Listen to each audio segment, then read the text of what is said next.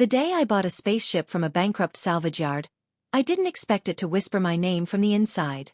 It was supposed to be dead metal. Cold. Silent. A relic of humanity's failed expansion era, stripped and forgotten on the edge of the Nevada salt flats. That's what the broker told me as he took my last credits with shaking hands. No warranty. No questions. No refunds. I should have walked away. But the ship was waiting for me. The hull was scorched and pitted, like it had survived a war no one bothered to record. Its designation had been scratched off, replaced by symbols that made my eyes ache if I stared too long. When I touched the airlock, the metal warmed under my palm. That should have been impossible. "Hello, Elias," a voice said from somewhere deep inside the ship. I froze. No power. No AI core. No life signs. And yet, it knew my name. That was only the beginning. I'd spent my life repairing things no one else wanted. Drones with fried circuits. Old satellites tumbling out of orbit. Broken machines felt safer than people. Machines didn't leave.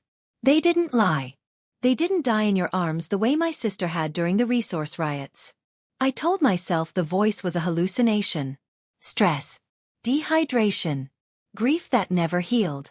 I forced the airlock open manually, expecting darkness and dust.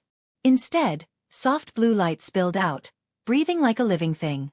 The interior was pristine. Impossible. The ship systems pulsed beneath translucent panels, veins of light flowing in patterns I'd never seen in human engineering. The air smelled faintly sweet, like rain on hot stone. And then I saw her. She lay in a crystalline chamber at the center of the ship, suspended as if sleeping. Tall. Luminous. Her skin shimmered like pearl under starlight, shifting colors with each slow breath. Dark hair floated around her face as if underwater. She was beautiful in a way that hurt to look at. And she was very much alive. My first instinct was terror. Earth law was clear. Unregistered alien life meant quarantine, confiscation, and likely execution. Hers. Maybe mine. The galactic accords had collapsed years ago, leaving humanity isolated and paranoid. I backed away. That's when her eyes opened. They weren't human. Not quite. Rings of gold and violet rotated slowly within them, focusing on me with unsettling intelligence. "Elias Carter," she said gently. "You finally arrived." My heart hammered against my ribs. "How do you know who I am?" Her gaze softened, and something like sadness passed over her face. "Because you were always meant to find me. None of us were prepared for the truth." She told me her name was Lyrian.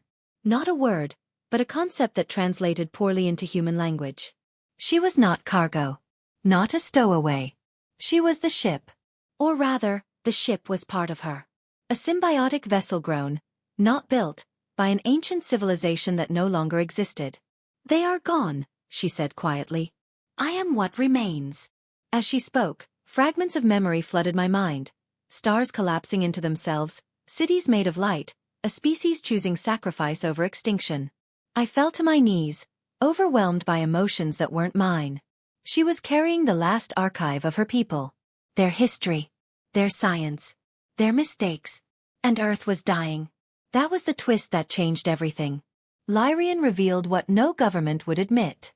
The planet's core was destabilizing, poisoned by centuries of reckless extraction. In less than 50 years, Earth would become uninhabitable. Mars had failed.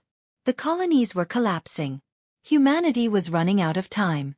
Her people had faced the same end once. And they had found a way to survive. "I can save your species," she said. "But there is a cost." There was always a cost. The ship wasn't just transportation. It was a cradle. A genetic forge capable of adapting humans to new worlds, rewriting biology without losing identity. But it required a bridge. A constant neural bond with a compatible mind. Mine. I was compatible because of a forbidden experiment I'd been part of as a child, something my parents never told me about before they died. Lyrian had known. She'd been searching for me across dead systems and forgotten wars. If I bonded with her permanently, I could guide humanity to a new home. If I refused, she would leave Earth forever. I wanted to say yes. I wanted to run. The choice tore me apart. To bond meant giving up my body, my future, my humanity as I knew it. I would become something else. Something between man and starship. And yet, I thought of my sister. Of billions of lives ending quietly on a poisoned world. So I said yes. The bonding was agony and ecstasy intertwined.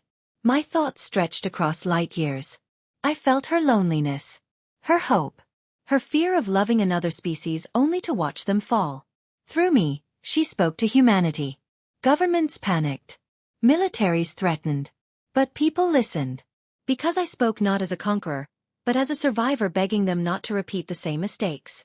Some tried to stop us. There were attacks. Sabotage. Blood spilled in the name of fear. At one point, the ship was struck by a nuclear missile meant to erase us both. Lyrian shielded Earth anyway.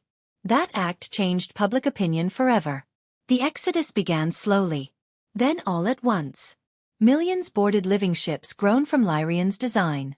Humanity spread again, not as conquerors, but as caretakers. As decades passed, my human body faded. I became something vast, something enduring. I watched generations rise among the stars. I felt pride. I felt sorrow. Lyrian stayed with me through it all. Do you regret it?